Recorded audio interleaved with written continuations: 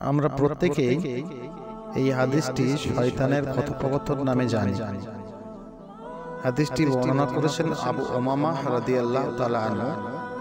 তিনি বলেন, নবী করিম সাল্লাল্লাহু আলাইহি ওয়াসাল্লাম বলেছেন, ইবলিসকে দুনিয়াতে পাঠানোর পর সে আল্লাহকে বলল, হে আমার প্রভু, আপনি আমাকে পৃথিবীতে পাঠিয়েছেন, আমাকে অভিশপ্ত ঘোষণা করেছেন, আমাকে বসবাসের বাড়ি দিন।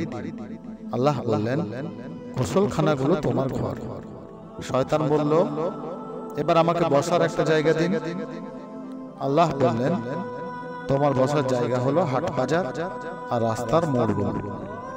শয়তান বলল, আমার খাবারের ব্যবস্থা করুন।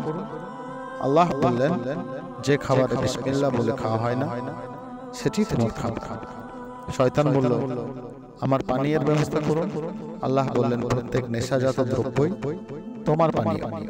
শয়তান বলল, আমাকে একজন ঘোষণাকারী দিন। আল্লাহ বললেন, পাশি তোমার ঘোষণাকারী। শয়তান বলল, আমাকে একটি কোরআন দিন। আল্লাহ বললেন, গীতিকাব্যই হলো তোমার কোরআন। শয়তান বলল, আমাকে একটি কিতাব দিন। আল্লাহ বললেন, উল্কি চিহ্ন। শয়তান বলল, আমাকে হাদিস দিন। আল্লাহ বললেন, মিথ্যাই তোমার হাদিস। শয়তান বলল, আমাকে একজন বার্তাবাহক দিন। আল্লাহ বললেন, কনক তোমার বার্তাবাহক। শয়তান বলল, আমাকে শিকার ধরার ফাঁদ দিন। আল্লাহ বললেন, মহিলারাই তোমার ফাঁদ। এই হাদিসটি আল মুজামুল কবিরের ৭৮৩৭ নম্বরে বর্ণিত হয়েছে জয়ীফ সনদে। আল্লামা হাইসামি রহমতুল্লাহ আলাইহি বলেন, তাবারানী এটি বর্ণনা করেছেন।